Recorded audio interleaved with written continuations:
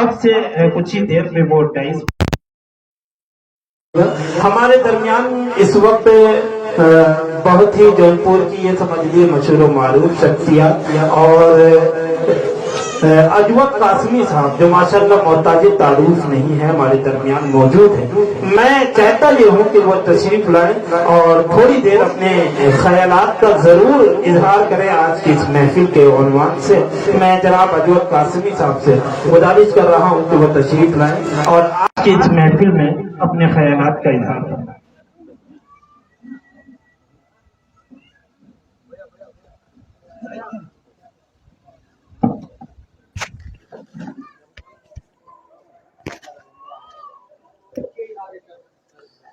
بہت بہت شکریہ یامین بھائی، بہت خوبصورت نظامت فرما رہے ہیں. حضرات، اس جلسے میں تو میرا پہلی مرتبہ آنا ہوا، مگر یہ دیکھا جائے کہ تعداد تو کم ہے، مگر جتنے لوگ یہاں پر موجود ہیں وہ بڑی بات ہے، کیونکہ بدر کے میدان میں 313 ہی صحابہ تھے اور کم تعداد کم ہونے کے باوجود بھی بڑی سی بڑی جنگ انہیں فتح یاب ہوئے، کامیاب ہوئے. جتنے لوگ موجود ہیں ان کو مبارکباد، اور یہ جو کمیٹی ہے جو اس پروگرام کا جس نے انعقاد کیا اس کو مبارکباد.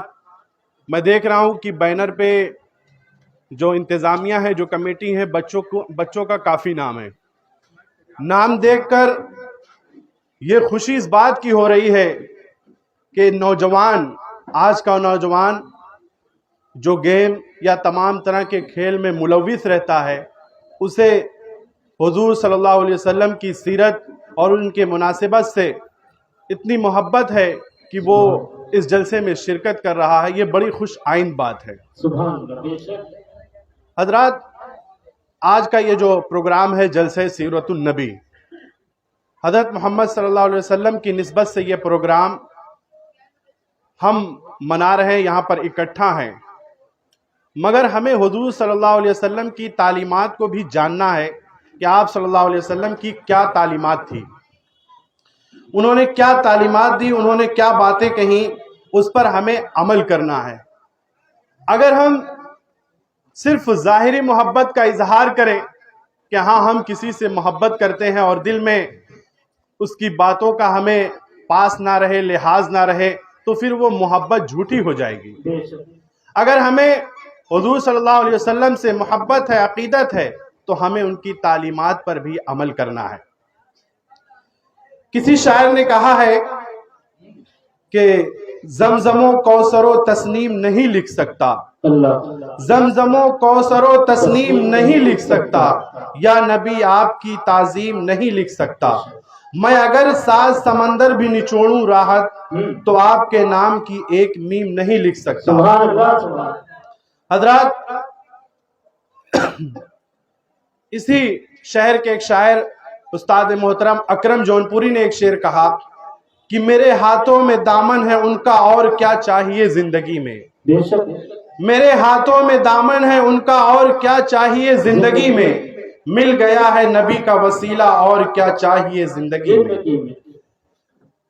ظفر شیرازی نے ایک شعر کہا جو مجھے کافی پسند ہے، لبہائے تکلم سے تیرے نام کی خوشبو پھیلی ہے تو یہ باغ جہاں باغ ارم ہے. کیا بات. حضرات، یہ اشعار سنانے کا مطلب اور مقصد ہے کہ یہ وہ تمام شعراء ہے جو حضور صلی اللہ علیہ وسلم سے اپنی عقیدت اور محبت کا اظہار کر رہے ہیں. آج ہم یہاں اکٹھا ہوئے ہیں، حضور صلی اللہ علیہ وسلم، پہلے ہمیں یہ جاننا ضروری ہے کہ اسلام کی جو بنیادی تعلیمات ہیں، اسلام کی جو بنیادی چیزیں ہیں، وہ 5 چیزوں پر ہے. نمبر 1، اول کلمہ توحید یعنی لا الہ الا اللہ محمد رسول اللہ. دوسرا، نماز، روزہ، زکوٰۃ، حج. یہ 5 اسلام کے جو بنیادی ارکان ہیں. جس طریقے سے ہم کوئی مکان کی تعمیر کرتے ہیں، اگر مکان کی نیو بنیاد اگر مضبوط نہ ہو تو پھر وہ مکان زیادہ دیر تک ٹکے گا نہیں، وہ مکان زیادہ دیر تک ٹکے گا نہیں، کیونکہ اس کی بنیاد اور جو نیو ہے وہ کمزور ہے. تو جس طریقے سے اسلام کی بنیاد ان 5 چیزوں پر منحصر ہے، اگر ہم اس میں کہیں کمی کرتے ہیں، اس میں اگر ہم کوتاہی برتتے ہیں، تو ظاہر سی بات ہے جو ہماری بنیادی، جو ہماری اسلام کی تعلیمات، جو ہم آگے بڑھیں گے، جب ہماری بنیاد کمزور ہوگی تو پھر اسلام کی تعلیمات جو اور دیگر تعلیمات ہیں ہم اس سے دور ہو جائیں گے۔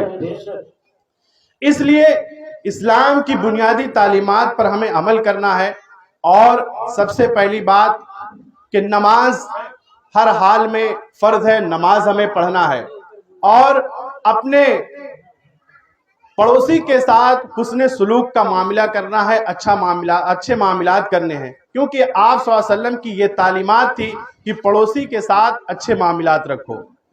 آج اگر ہمیں کسی کے بارے میں پتہ کرنا ہو کہ یہ شخص کس طرح کا ہے، یا اس کے معاملات کیسے ہیں، اس کا نیچر، اس کا لین دین کیسا ہے، تو اگر ہم اس شخص کے پڑوسی سے اگر پوچھ لیں تو اس کے بارے میں ہمیں علم ہو جائے گا کہ یہ شخص کتنا پانی میں ہے۔ اور اگر ہم اپنے پڑوسی کے ساتھ اچھا برتاؤ کریں گے، ایک پڑوسی ہونے کا حق ادا کریں گے، اور جب پڑوسی آپ کی تعریف کرے گا تو پھر یہ ضمانت ہوگی کہ ہاں یہ شخص ایماندار ہے، یہ شخص اچھا ہے۔ اس لیے ہمیں، جس میں بہت زیادہ کوتاہی ہو جاتی ہے کہ آج ہمارے پڑوسی تو دور کی بات، ہمارے گھر میں آپسی معاملات ٹھیک نہیں ہیں۔ بہت سے ایسے ہیں کہ والدین سے جو ہے بات چیت نہیں ہے، بچے بات نہیں کرتے، والدین کو نہیں مانتے، ان کا کہنا نہیں مانتے، یا گھریلو جو معاملات ہیں اس میں بڑی باتیں ہیں، بہت جو ہے لوگ ایک دوسرے کی بات پر عمل نہیں کرتے، بڑا جو ہے چھوٹا جو ہے بڑے کا ادب نہیں کرتا، بڑا جو ہے چھوٹوں سے محبت نہیں کرتا۔ یہ تمام بیماریاں، یہ تمام کمزوریاں ہمارے گھروں میں آج پائی جا رہی ہیں۔ اللہ ماشاءاللہ ایسے کوئی گھر ہوں گے جس میں یہ چیزیں نہیں، مگر اکثر و بیشتر ایسے گھر ہیں۔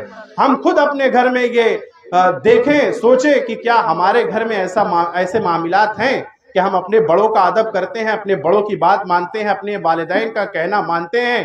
والدین، ماں کے قدموں کے نیچے جنت ہے، باپ جنت کا دروازہ ہے۔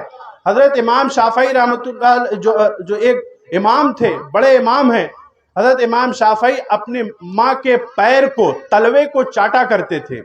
تو ان کی ماں نے کہا کہ تم وقت کے امام ہو، اتنے بڑے امام ہو تم، اور تم میرے تلوے کو، میرے پیر کو چاٹتے ہو، تمہیں اس سے گریز کرنا چاہیے، بچنا چاہیے۔ کوئی دیکھے گا تو کیا کہے گا کہ وقت کا امام، اتنا بڑا امام جو ہے وہ ماں کے وہ پیر کی تلوے کو چاٹ رہا ہے۔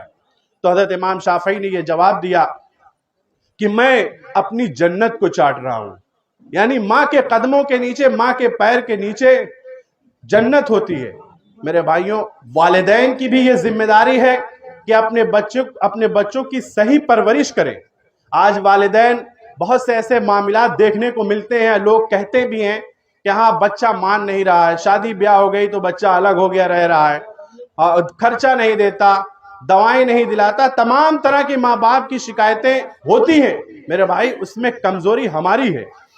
کمزوری یہ ہے کہ ہم اپنے بچوں کی صحیح پرورش نہیں کرتے۔ قرآن کی سب سے پہلی آیت، حفاظ کرام اسٹیج پر تشریف فرما ہے، سب سے پہلے قرآن کی آیت اقرأ بسم ربک الذی آیت یہ اتری کہ پڑھ کہا گیا۔ سب سے پہلے اگر کوئی آیت کہیں اتری وہ اقرأ یعنی پڑھنے کے لیے کہا گیا۔ مگر آج اگر فیصد نکالی جائے، اگر پرسنٹیج نکالا جائے تو مسلمان تعلیم میں سب سے زیادہ پچھڑا، دلت سے بھی زیادہ بدتر مسلمانوں کو کہا گیا ہے، چاہے وہ تعلیم کے اعتبار سے ہو یا مالی اعتبار سے ہو، مسلمان پیچھے ہے۔ کیوں؟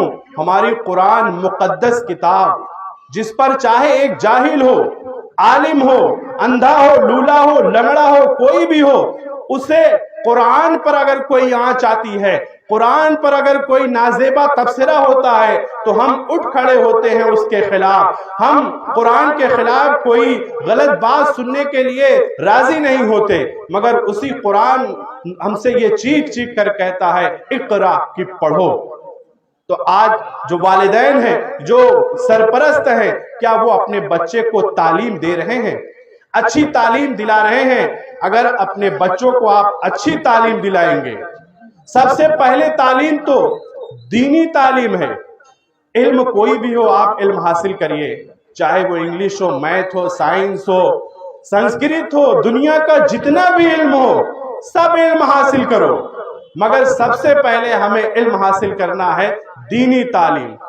आज हमारा हाल क्या है कि हम ये सोचते हैं कि हमारा बच्चा शहर के सबसे टॉप स्कूल में पढ़े, इंग्लिश मीडियम स्कूल में पढ़े, और फर इंग्लिश अगर बोलने लगता है तो हम बहुत खुश होते हैं कि हमारा बच्चा इंग्लिश बोलने जान गया।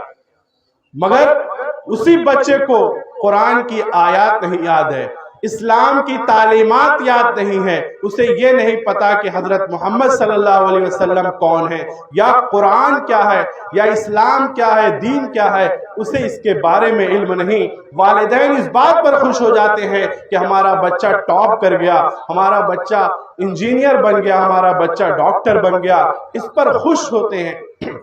याद रखिए, आपका बच्चा बेशक एक इंग्लिश मैन बन सकता है, एक अच्छा इंग्लिश स्पीकर बन सकता है, वो पैसा कमाने की मशीन तो बन सकता है, मगर एक अच्छा बेटा बनकर नहीं दिखाएगा।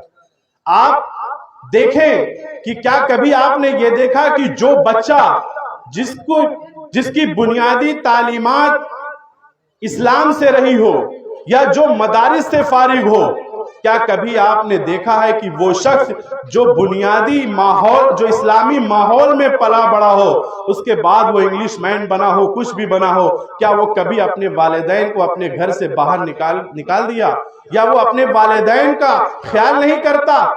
नहीं। कोई एक दो मिसाल आप नहीं ला सकते कि जो बच्चा मदारिस से पढ़कर फारिग हुआ हो, अपने वालिदैन का कहना नहीं मानता हो, या अपने वालिदैन को वो छोड़ दिया हो, उनका ख्याल नहीं रखता हो। मेरे भाइयों, क्यों? क्योंकि उसने इस्लाम की तालीमात हासिल की है, उसे ये पता है कि माँ का दर्जा क्या है, बाप का दर्जा क्या है। वो माँ जो अपने पेट में 9 महीने रखकर बच्चे को जनती है, जो दर्द और तकलीफ को सहती है, वो बच्चा जब उसे जानता है कि हाँ, हमारी माँ ने अपनी कितनी खुशियों को कुर्बान किया है, रातों रात हमारे लिए जाग कर अपनी खुशी, अपनी नींद को कुर्बान किया है, वो बच्चा ये सोचता है कि हमारा बाप हमें खुश करने के लिए, हमें खिलौने दिलाने के लिए वो अपना ख्याल नहीं रखता था। आज उसने इतनी कुर्बानी झेल कर हमें यहाँ तक पहुँचाया, तो हम अपने वालिदैन का साथ नहीं छोड़ेंगे, अपने वालिदैन का ख्याल रखेंगे। मेरे भाइयों, मैं यहाँ इंग्लिश के खिलाफ नहीं, मैं भी इसको, और मेरा टॉपिक तालीम पर इस वजह से चला गया क्योंकि आज वक्त की सबसे अहम अगर जरूरत है तो वो तालीम और एजुकेशन है। और एजुकेशन के फील्ड में मैं फिलहाल काम भी कर रहा हूं, अपने गांव में एक मदरसा भी चला रहा हूं जहां पर दीनी तालीमात के साथ साथ दुनियावी भी तालीमात दे रहा हूं। कहने का मतलब यह है कि आप ये सोच रहे होंगे कि मैं कोई भाषण दे रहा हूं, नहीं, मैं उस चीज को आपसे एक बताने आया हूं कि जिस चीज को मैंने महसूस किया, क्योंकि मैं कोई पेशे से मुकर्रिर तो नहीं, मैं एक पत्रकार हूं, एक सहाफी हूं। ये तो यामीन भाई की मोहब्बत कि आप अभी हजरत मौलाना अब्दुर्रहमान कासमी साहब जो हमारे दरसी साथी भी हैं, वो अभी कुछ देर में आएंगे और उनका बयान आप तफसील से सीरत के ऊपर सुनेंगे। मगर ये एक जनरल बात जो हम सभी को जानना चाहिए और हम सभी को इस पर अमल करना चाहिए। और हमारे सबसे ज्यादा अगर किसी में आज कमी आई तो अखलाक में हमारे अंदर बहुत कमी आई। किसी से अगर हम बात करते हैं तो मुंह बना के बात करते हैं, ऐसा लगता है कि हमारा उसने कर्ज लिया है, उधार लिया है, ऐसा हमारा मुंह बन जाता है कि मुंह गिराकर बात करते हैं, या बात करते हैं तो बेमन बात करते हैं, मुसाफा करते हैं, सलाम करते हैं, चले जाते हैं, या जाहिरन हंसकर बात करते हैं, मिलकर खुशी से बात करते हैं, मगर दिल में नफरत भरी है, दिल में निफाक भरा है, दिल में ये ताक लगी है कि कब हमें मौका मिले हम इसको नुकसान पहुंचा दें। मेरे भाई, जो दिल में होना चाहिए वही बाहर होना चाहिए, जो बाहर होना चाहिए वही दिल में होना चाहिए। मुनाफिकों वाली हरकत नहीं होनी चाहिए कि दिल में तो कुछ है और जबान से तो हम बहुत मीठी बात करते हैं।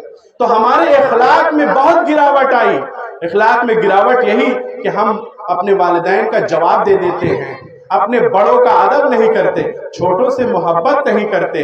अखलाक में यही गिरावट आई है। और जबकि हुजूर सल्लल्लाहु अलैहि वसल्लम के ऐसे अखलाक थे कि जो उस वक्त के मुशरिकीन थे, जो उस वक्त के काफिर थे वो भी आप सल्लल्लाहु अलैहि वसल्लम को सादिक और अमीन कहा करते थे कि हाँ, हम भले से तुम्हारे ईमान को कबूल नहीं करेंगे, तुम्हारे दीन पर हम ईमान नहीं लाएंगे, बल्कि हाँ ये कह सकते हैं कि तुम सच्चे हो, तुम अमानतदार हो। आप सल्लल्लाहु अलैहि वसल्लम को कुफारे मक्का ये कहा करते थे कि आप अमानतदार और सच्चे हैं, मगर उनके दीन को, उनके ईमान मानते नहीं थे।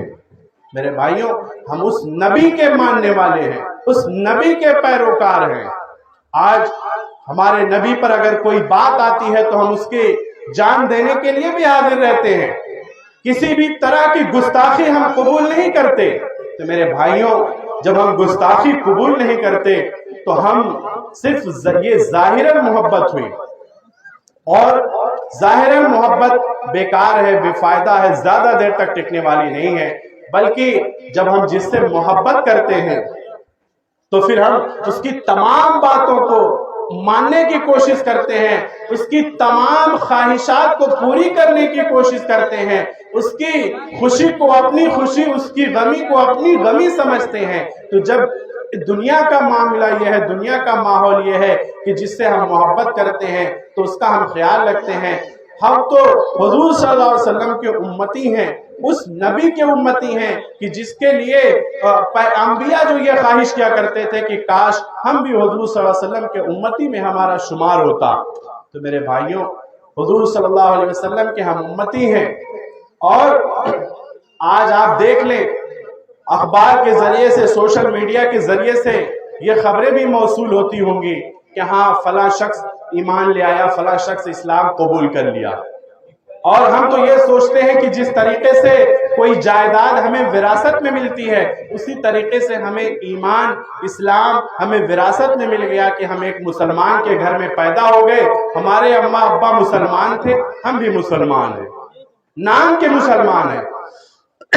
और कहा यह तो जाता है कि सिर्फ गोश्त खाने के लिए मुसलमान है।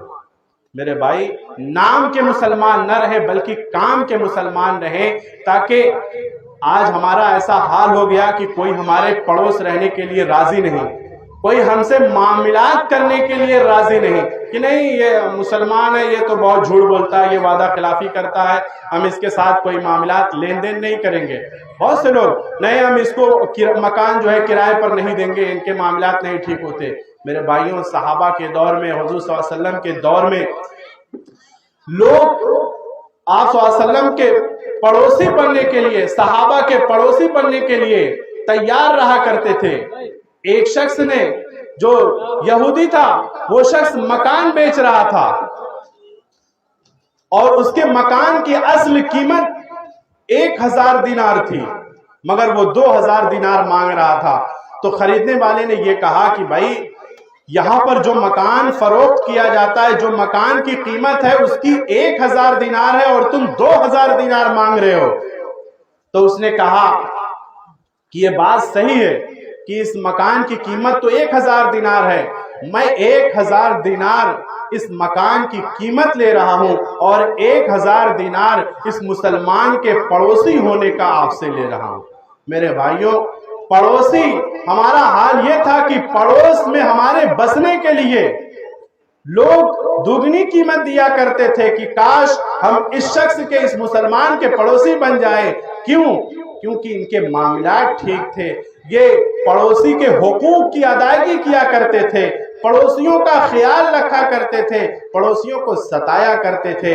आप सल्लल्लाहु अलैहि वसल्लम की तालीमात ये है कि आप सल्लल्लाहु अलैहि वसल्लम ने ये कहा कि अगर पड़ोसी का ख्याल इतना करना है कि अगर तुम्हारे घर में कोई अच्छा गोश्त या सालन बन रहा है तो उस सालन में, उस गोश्त में पानी बढ़ा लो, शोरबा बढ़ा लो और पड़ोसी को भी पहुंचा दो। हो सकता है कि आपका पड़ोसी, उसके बच्चे भूखे सो रहे हो और तुम्हारे घर की खुशबू, खाने के खुशबू उसके बच्चों तक पहुंच जाए, तो फिर ये जो है पड़ोसी का हुकूक ये पामाल हो जाएगा। मेरे भाइयों, हम उस नबी के मानने वाले हैं, हम उस नबी के मानने वाले हैं कि जिसने आपके चचा हजरत हमजा को शहीद किया, اور پھر وہ شخص مسلمان ہو گئے، بعد میں وہ رضی اللہ تعالیٰ عنہ ہو گئے۔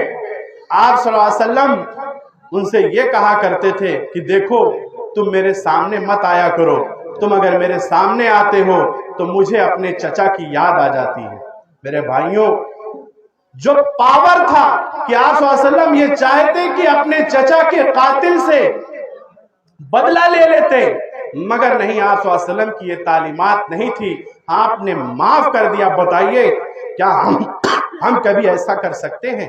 ہم کبھی کسی اپنے دشمن کو اس طریقے سے معاف کر سکتے ہیں کہ ہاں کسی نے ہمارا دل دکھایا ہو، کسی نے ہمارا نقصان پہنچایا ہو، اور ہم یہ کہہ دیں کہ ٹھیک ہے ہم نے آپ کو اللہ کے لیے معاف کر دیا؟ نہیں، کبھی ہم نے نہیں۔ کسی نے اگر اینٹ سے جواب دیا تو ہم نے پتھر سے اس کا جواب دیا، کہا کہ تم سے ہم کم نہیں ہیں۔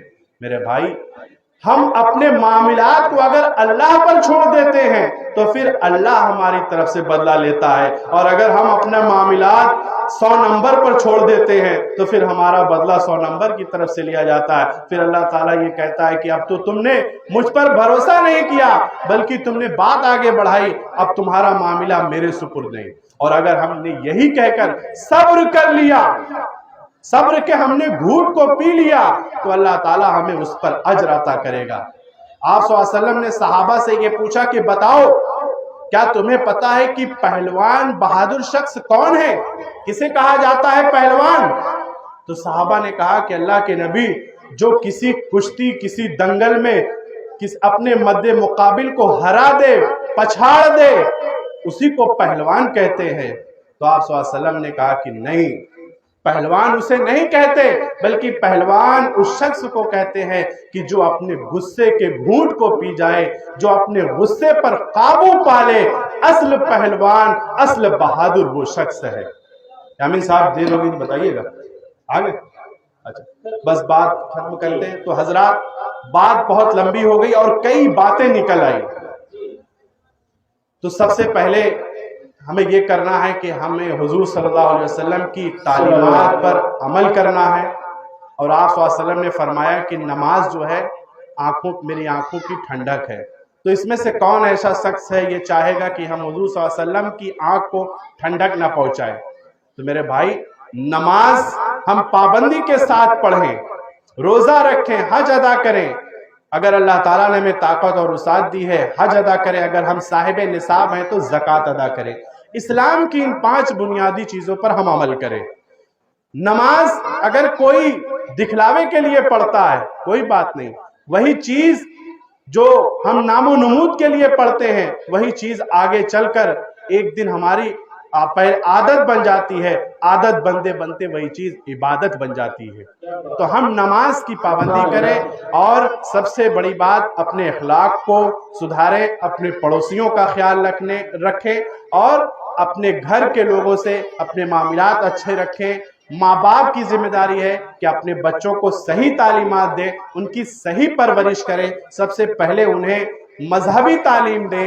مذہبی تعلیم اتنا دینا، یہ ضروری نہیں کہ کوئی کسی مدرسے سے پڑھ کر ڈگری لے کر آئے، یہ ضروری نہیں، اتنی تعلیم دینا فرض ہے کہ جس سے وہ جائز اور ناجائز سمجھ جائے، جس سے حق اور باطل میں فرق کر سکے، اللہ اور اس کے رسول کو پہچانے۔ اتنی تعلیم ہر مسلمان کو حاصل کرنا فرض ہے۔ تو میرے بھائیوں، آج ہم تعلیم میں بہت پیچھے ہیں، اس لیے ہم سبھی کو یہ سوچ لیں کہ ہم ایک روٹی کھائیں گے۔